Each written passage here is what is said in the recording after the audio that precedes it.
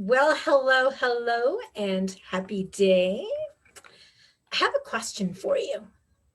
Have you ever found yourself in a situation where you want to invest in yourself, but your uncertainty holds you back? The investment could be anything. It could be investing your time, your money, your focus, your energy, and so on. You can see the benefits of the investment, but you come up with so many reasons why you shouldn't do it that, well, you pretty much talk yourself out of it. For an example, now I know you might laugh at what I'm about to say, but I kid you not. And women will understand this obviously more so than men. But buying underwear, that's bras and panties, is a very tough decision for some women to make. Mm-hmm. I mean, yes, there's many styles to choose from, but often it's the financial investment that puts the brakes on the buying. And I mean, it is an investment, no doubt about it. The price of a good bra would make your eyes pop out. And if you choose matching undies, well, you might wonder if there's thread of gold in them there drawers because they are expensive. I mean, quality is going to cost you, right?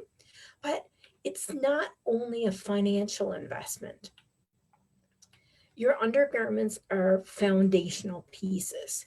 Yes, they keep your wobbly bits all in place and they make your outer garments look better, but they do so much more than that. What you're wearing underneath has the ability to make you feel confident or sexy or freaky, if that's what you want, or whatever it is that you're aiming for. I mean, you aren't just buying underwear, you're investing in you.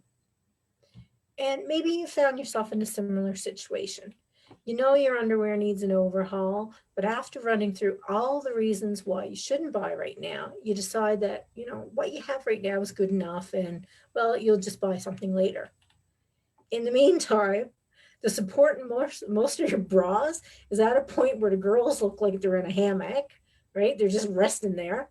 And the little holes in your underwear are, well, that becomes unintentional air conditioning. But it's only good in the summertime. On the other hand, I mean, maybe you're an impulse shopper. You don't talk yourself out of buying anything. But when you get home, that's when the remorse sets in. And then you start to dwell on all the reasons why you shouldn't have spent the money. And then you start to feel guilty about it. And women have often let their doubts and their insecurities stop them from investing in themselves. Your doubts and insecurities can prevent you from investing in more than just your skivvies. It can prevent you from personal growth and also development in other areas of your life, such as improving your financial, your physical, your emotional, intellectual, spiritual, and or your social state. That in the long run can have a negative impact on you and your life. And because my work focuses on helping women get out of debt, stay out of debt, and build or create a meaningful life while they do it, I'm going to use examples related to that.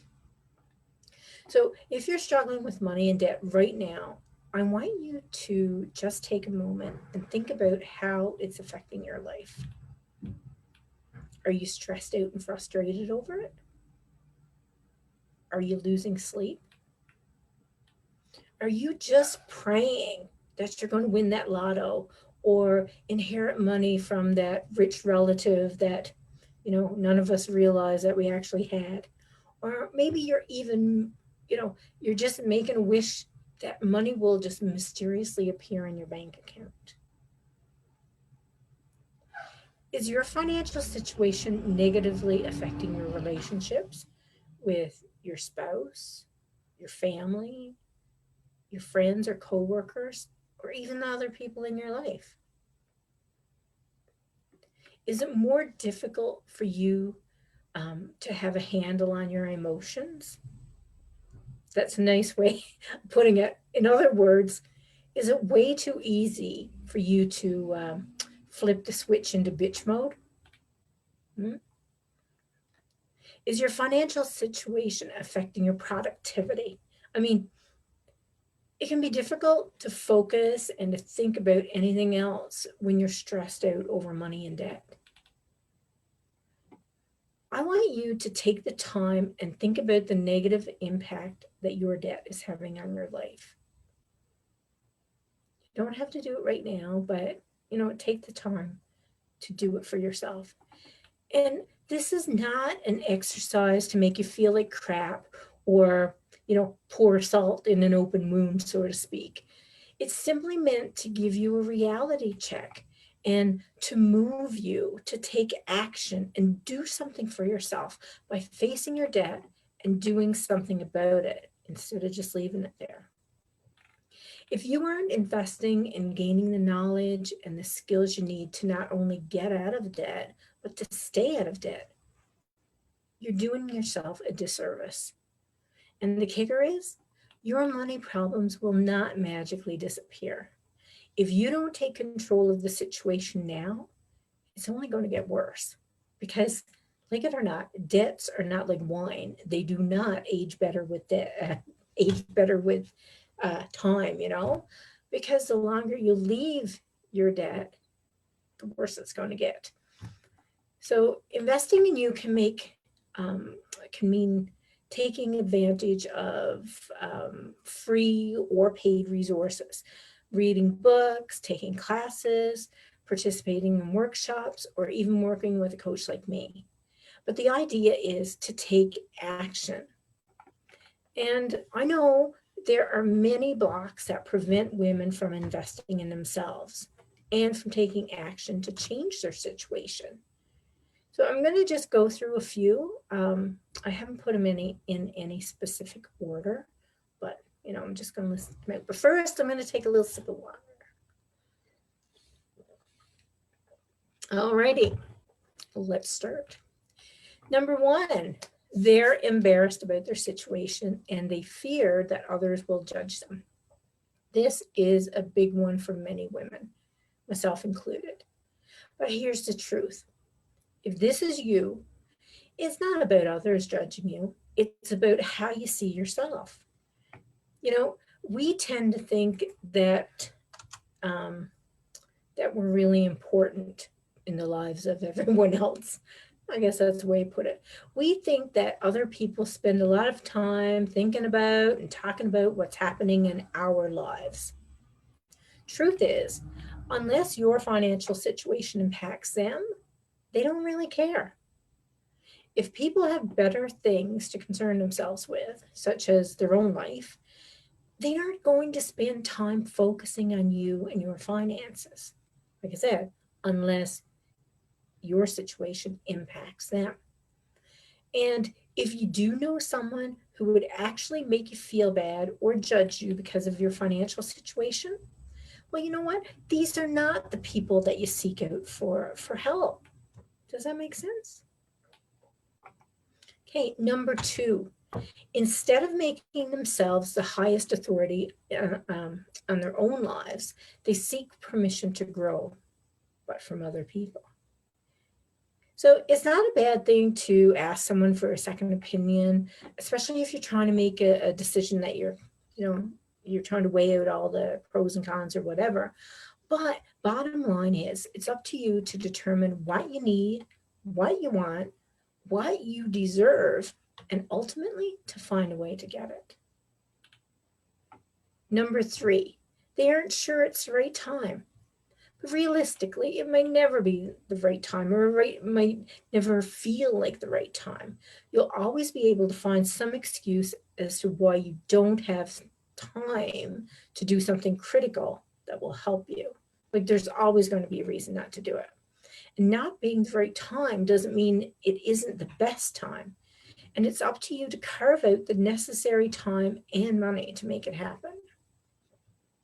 Number four, they're worried they won't get enough out of it or it'll be a mistake. Well, you know what? You are the key player in your return on investment when you invest in anything. Yes, it takes research and time to see if something is going to be worth pursuing. But more than that, your commitment, your actions, and your decisions directly affect your results. You have to remember that. Number 5, they're afraid to achieve success. So instead of feeding your unfounded fears about what might happen if you succeed in achieving your goals, focus on the positive aspects of your success. How would it feel, and what would your life look like if you were in control of your money and living a debt-free life?